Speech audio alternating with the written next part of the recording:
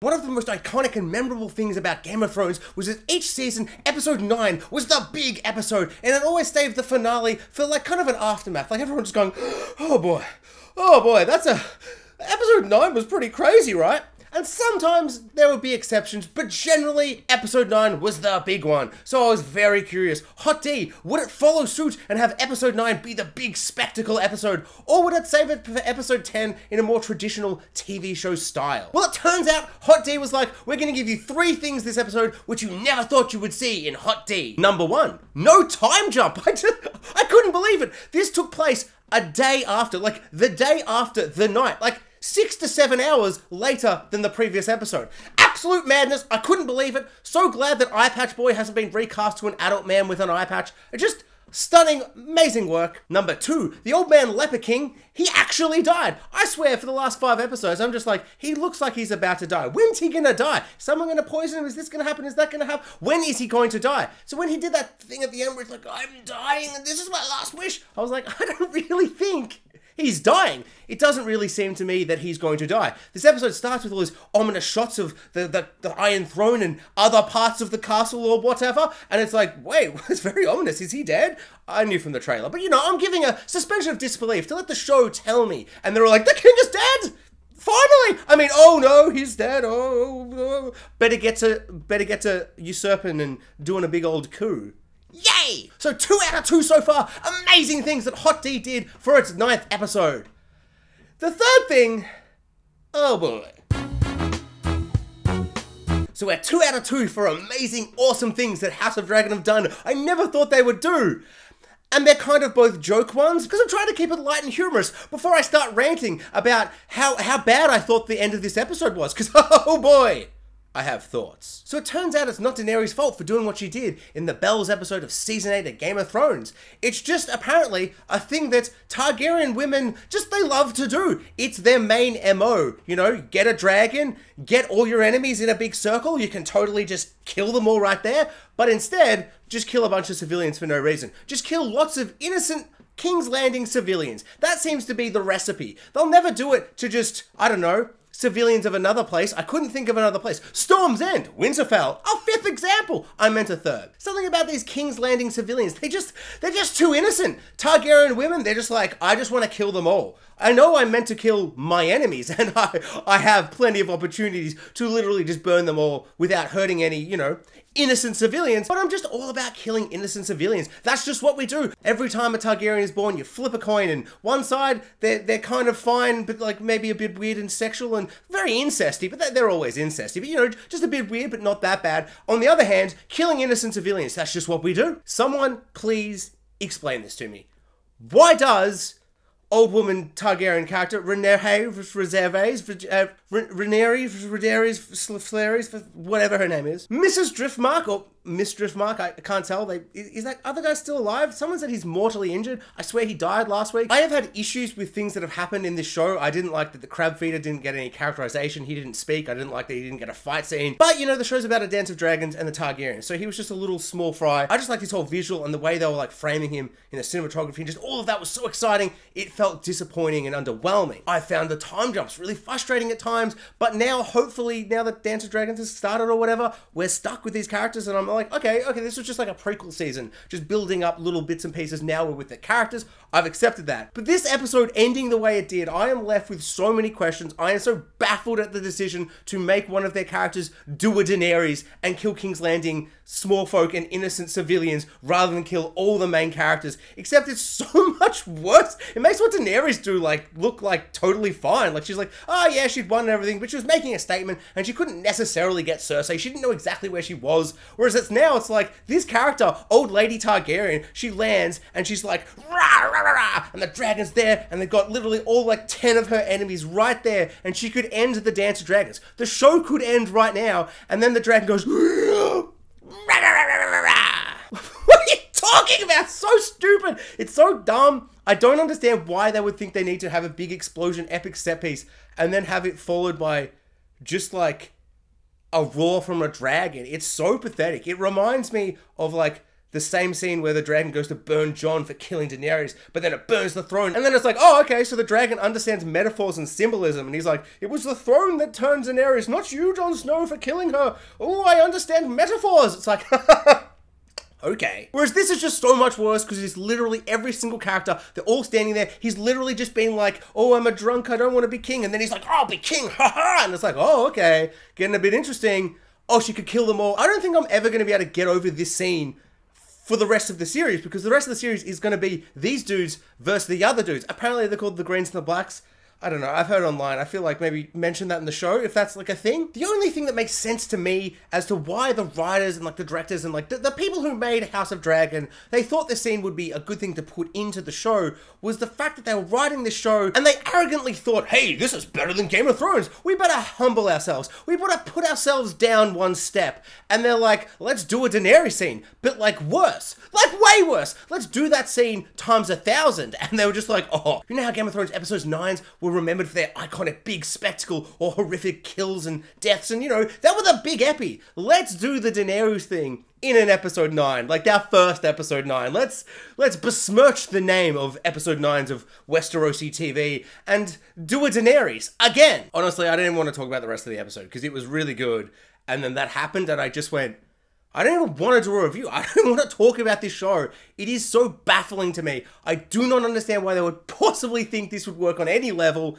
I think it's going to ruin my like enjoyment for the rest of the series. Like, how can I take the fight between these two opposing, this civil war of Targaryens, when one of them could have ended it immediately? And you're like, oh, but she didn't want a kinslay. Oh, it was for this reason and that reason and but.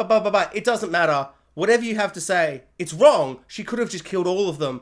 Dragons are so OP like that. I think having dragons in your show from the get-go kind of undermines any kind of integrity. Like, she could have done something if it wasn't a dragon. I would have been like, oh, well, she couldn't kill all of them. But the dragon could literally have just killed all of them. And, like, they're all standing there. Like, Alicent has this horrifying moment. Very Cersei. She's strong Cersei vibes. I'm loving her. She puts, like, Aegon behind her, and she's, like, goes to, like, be strong, but then she just kind of cowers, and it's just really horrible and sad. Because I remember at that point, I'm still, like, you know, like, as the scene's happening, I'm like, what the hell? Like, is she gonna kill all of them? And some will somehow survive the fire? But no, the dragon just goes, I'm out of fire. I'm a non-fire dragon, maybe. Also, what's with House of Dragon just being really non-violent? Like, I know sometimes there's like a head chop off and they're like, oh, his tongue's still on his body, or I don't know, whatever NCIS pun bloody Matt Smith made. But it just feels oddly non-bloody, oddly non-violent. Like, the big dust erupts and the dragon explodes, and it's not very interesting. It's like shocking. It's like, psh, dust everywhere. What's happened? It's like, and then you see the dragon, but it's a lot of CGI dust and smoke and just kind of CGI debris, and it's just very messy, and it's not like horrifying and bloody and violent. Like, I don't know, the thing that comes to mind with chaos and horror is like the bell, like the ding ding bell explodes out of the sept at the end of season 6, and it just crushes like 15 people going like running away, and it's just like a little moment of just horror and violence and bloodiness that I think you need to show. Like, you need to show that dragon. Like, they've done it once this season where the guy's like, Daemon, you come to save me, squat, black, split, dead. Great, amazing moment. I just feel like this show's really like oddly M or even PG at times, like with the violence and with the sex. Except for that one moment where the guy who like doesn't have good feet, like looks at Alicent take her socks off and he's like, ooh, I like those feet. And it's just like, what? This show has been so non-sexual except for that 4th episode, which was really sexual. Just a hot and steamy episode of Hot D. And it's been kind of oddly non-sexual, and it's been mostly focusing on the politics and the dragons being too OP, but then sometimes not being OP enough, or whatever. And so this felt like a weird inclusion. Like, it felt like, oh, but the show's been so oddly M for an R-rated show. I mean, I guess it's probably just going to be MA, but it should kind of be R. Like, Game of Thrones was super hard R, and I just feel like this world is hard R, so just do that. Like, you're in this world, do it like that. Like, I don't want to relish in the gore and the blood and the sex and the titties and all that stuff. But that's the universe you were in. Like, just do it. Like, go that hard when you need to. Like, don't be gratuitous. I understand that people didn't like Game of Thrones at the start because it kind of did too much of that. But it's just that kind of world that they're living in. I think it's kind of necessary sometimes to go that hard to show the horror and the very sexual kind of nature of this series and this universe. But then this just felt like, oh, this totally fits in Game of Thrones. But this just felt really weird and odd. And I also was like, this is what I imagine Tarantino's like on set, just being like, very gross. Feet are ugly and gross, and the sexiest foot is still like an ugly part of that person. I'm not trying to shame anyone. You can fetish whatever you want, but gross. So what happened for the rest of the episode? Well, it was pretty much Queen Alicent and Otto Hightower. I was going to say Otto Octavian, but that's not him. It's Otto Hightower, I think, or whatever, the Hand of the King. You know, the guy who's the Lizard Man and Spider-Man, the Amazing One, the one that's not amazing. I actually think it's pretty good. I'm like its only defender. I mean, it's not great, but it's not that bad. What am I doing? Let's not talk about Spider-Man. I'll die on that hill another day. So they both go, hey, you people below me, my subordinates, my minions, my subjects, whatever you want to call them. They're like, go find the king, because now he's the king, because we're doing a whole little coup. Whatever, usurper coup, it's going to be fun. And so we pretty much get an episode of Where's Wally, but it's Where's Aegon? And Aegon's like, where am I? Can you see him in this big sept? He's under the fireplace. It was fine. I don't know. I kind of enjoyed seeing Sir Christian Cole, Mr. Stabby Stab. You know that knight that like wouldn't get over that one woman that didn't like him, and it's been like 50 years or whatever now, and he's still like, oh, I'm so mad about that. I enjoyed seeing Aemon go undercover. He's got a hood, he's got the eye patch, and I'm like, very anime character right there. I feel like people were saying that as soon as he rocked up, but I feel like putting on the hood and being like undercover, I'm like, oh, no, I do see what people are saying now. He's an anime character. And that's not a bad thing. It's just a thing, I suppose. It's literally nothing, really. He's still my favorite character. He's awesome. I feel like seeing him do anything is super cool. But not enough of him, and I just want more of him. Although it was really exciting to have him be like, I want to be king. My brother sucks. He's a drunk. But I'm a good king. I stab and stab and I do philosophy or whatever. So the last thing I want to discuss is Alicent. So she starts the episode and she's all like, oh guys, you'll never guess this. But the last thing he said was that Aegon should be king. Even though his whole life, where he was alive for like 50 years too long, just dying of leprosy or whatever the hell was going on, he literally had no eye and no face, really, but he was still like, no, Aegon won't be king because he's a drunk and he sucks and I hate him. He didn't say that outright, but that's, you know, he's saying that in like the subtle hints of not making him king. Oh no, but on the last night when he dies, he says he'll be king, which is clearly like a misunderstanding, and on some level I enjoy that it's a misunderstanding of such a like every time she says like, oh no, he said it was Aegon. She's misunderstanding which Aegon he's talking about and what he's actually saying, but she truly believes that he's talking about her Aegon, even though he's clearly not. But it sounds like such an obvious, insane lie to anybody else. Like that one guy's like, that's a lie! And then Sir Kristen Cole's like, I'm an angry boyfriend, I'm angry, and he just kills him, and then they're all just like, well, I guess we'll keep talking even though he's dead. There's a lot of horrible murder that just kind of gets pushed to the side. But Queen Alicent, she spends the whole episode being like, oh no, I don't want my old friend, but now an enemy, but maybe I think we're frenemies, but more on the friend side than the enemy side. You're clearly just full on enemies. Like, maybe it's just because I know this is all leading to a big old dance of dragons, and that's like the plot of the show that makes it feel more inevitable than the characters realize, which is maybe like a failing of the show to make it not so kind of obvious what's going to happen. Like, with a big civil war where it's literally like, there was like a moment in last episode where they all just stood on one side and there's like a shot of each team, and I'm like, ooh, Team A and Team B, they're going to have a big old civil war. It reminded me of like in the Avengers Civil War. Oh no, sorry, Captain America Civil War. Whatever. Who cares? And like they're both just standing there and you're like, oh, here are the sides, and they're going to do a big punchy punch civil war. It was very much like that, where the stage was set and we knew who was on each side at that point. And for her to be like, hey, so the king, I know that he always wanted, you know, my frenemy, Rhaenyra to be queen, but on his deathbed, he actually said it was going to be my son who he hates, like his son who he hates. But oh, what? Oh, you all want to kill the other side? You want to kill her? Don't kill her, she's my friend. What did you think was going to happen? Like, why would you say, hey, make Aegon the king? Like, if you know, one, he doesn't want it. Two, your husband clearly didn't want it. Three, you're clearly going to have a civil war with Rhaenyra. Like, she's clearly not going to just be cool with this. I just do not understand what's going on through her brain the whole episode.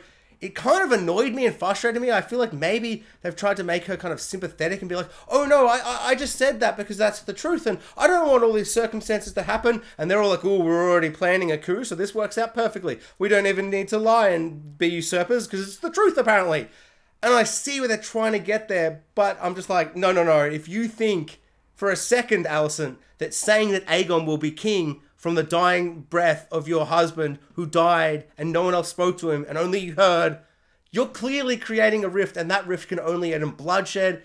And then she's like, no, but it can't be all bloodshed. It's like, what are you talking about? Like, I don't know. It's impossibly infuriating. I feel like she's been so manipulative and so kind of like the opposite of this character that we're seeing. Like, she's been Cersei the whole season, and then this episode she's being Ned Stark, and it doesn't make any sense to me. I found a lot of this episode didn't make any sense, and there were bits that were really interesting. I just love a big old coup. You know, I love where they locked Mrs. Grandmother, well, Daenerys 2.0, really, which is like, I actually did the Daenerys thing before Daenerys. You thought she sucked for killing innocents and not the people that deserved it? I did that first. I'm actually the cool one. Oh wait, that's not cool. You hate that, and you might turn on the whole series for that. Somehow I feel like people aren't going to turn on this series because of this moment. Because, like, who cares about old grandmother, what's her face, Miss Driftmark, or Mrs., I don't know, is that guy still alive? But also, who cares? And so no one's going to backlash, I think, in the same way and get angry and make a... The time's gone for too long. I'm going to be cutting a lot of this. Oh boy, I ranted for too long, that's for sure. And that kind of annoys me because this is really egregious and awful and bad, and I just don't understand why they did it.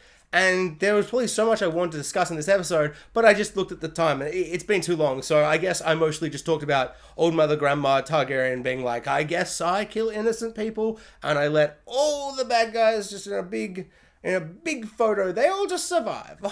The most annoying thing is I can foresee, like, scenes with her being like, oh, I regret the day I didn't kill them.